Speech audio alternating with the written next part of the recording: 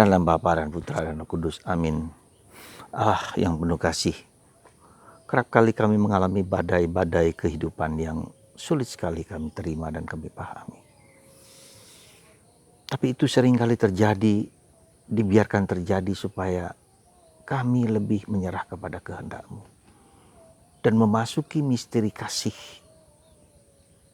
kasih-Mu kepada kami dan kasih kami kepada sesama dan kepadamu juga.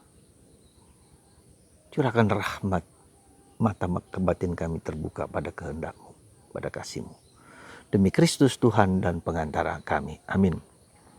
Saudaraku terkasih dalam Kristus, seringkali penderitaan kita itu tak kita duga, tak kita sangka-sangka. Ada seorang bapa mengeluh, Tuhan kenapa ini terjadi padaku? Ya, justru ketika aku sedang mau menghayati hidup doa dengan baik. Kenapa harus terjadi demikian? Lalu saya jawab demikian, Bapak, Tuhan telah mempersiapkan hati Bapak sedemikian rupa sehingga Bapak siap menghadapi segala sesuatu yang terjadi kemudian. Ya, jadi ketika Bapak sudah mau memasuki dekat dengan Tuhan, ketika ada badai ini Bapak lebih tenang. Tidak panik, tidak nelongso, tidak hopeless, tetapi dipersiapkan, Tuhan mempersiapkan batin kita untuk menghadapi sesuatu yang datang secara tiba-tiba dan kita tidak sangka-sangka. Ya, itulah cara Tuhan membuat kita tenang dan damai. Hari ini ketika Yesus sudah melipat gandakan makanan dan ikan, 5.000 lelaki, belum wanita dan anak-anak, Yesus pergi ke bukit untuk berdoa sendirian. Dan para rasul naik perahu dan ada badai di tengah badai itu. Ya. Lalu pastilah mereka para rasul ini gemetar gitu kan.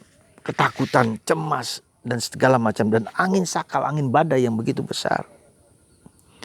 Lalu Yesus datang kepada mereka dan berteriak-teriak minta tolong. Dan Yesus mengatakan, jangan takut, tenanglah aku ini. Siapa yang tidak pernah mengalami badai? Siapa yang tidak pernah mengalami kesulitan? Siapa yang tidak pernah mengalami salib? Dan kita berteriak gulung kuming ke sana kemari. Ya. Dan hampir-hampir seringkali kita tidak percaya, berteriak dan berteriak, di manakah Engkau Tuhan? Kami jatuh, kami tenggelam. Ya. Dan itu sering terjadi dalam diri kita, siapapun juga. Dan Yesus mengatakan, bisakah kita mengerti dan memahami kata-kata Yesus, tenanglah aku ini? Banyak kali juga tidak. Dan banyak kali kita juga tidak semakin percaya kepada Tuhan. Tuhan mau apa? Nah, disinilah sebetulnya saudaraku terkasih, di dalam penderitaan ini kita harus meniru teladan seperti Bunda Maria, menyimpan perkara itu dalam hati dan merenungkannya. Jadi ketika kita menghadapi masalah, sebetulnya ada 3 hal yang ingin diminta oleh Tuhan bagi kita. Diolah, dibentuk, ya, dibina, yaitu iman, harapan, dan kasih. Ketiga hal itulah sedang dikocok, sedang dibentuk oleh Tuhan. Apakah aku tetap percaya kepada Tuhan meskipun aku menderita? Tuhan tak pernah menelantarkan aku dan Tuhan tetap baik. Apakah aku tetap berharap sampai last minute kepada belas kasih Allah bahwa Dia akan memulihkan, mengembalikan apa yang lebih daripada yang kita alami? Dan apakah aku mengasihi diriku sendiri? Dalam situasi seperti itu, apakah aku mengasihi diriku sendiri?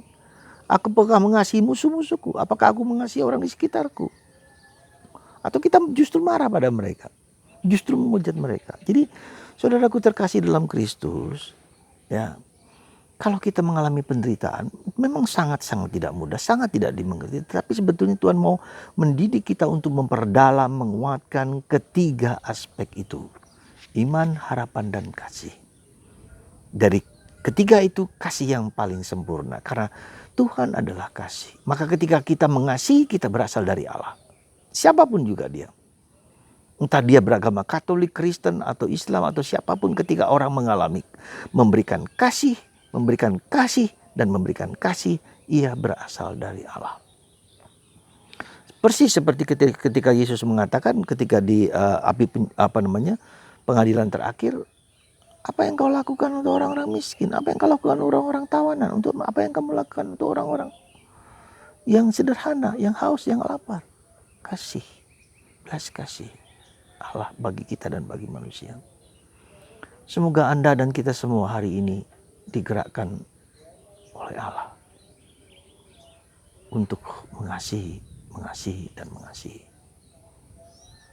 Berkat Tuhan bagi Anda dan saya. Dan semoga dalam situasi apapun kita memperhatikan 3 aspek ini. Iman, harapan, dan kasih. Ingin diperdalam, ingin dimurnikan, ingin dibentuk lagi oleh Tuhan. Supaya kita semakin dalam penghayatan kita kepada Yesus. Yesus tak pernah meninggalkan Anda dalam situasi apapun. Percayalah, berkat Tuhan dalam Bapa dan Putra dan Roh Kudus.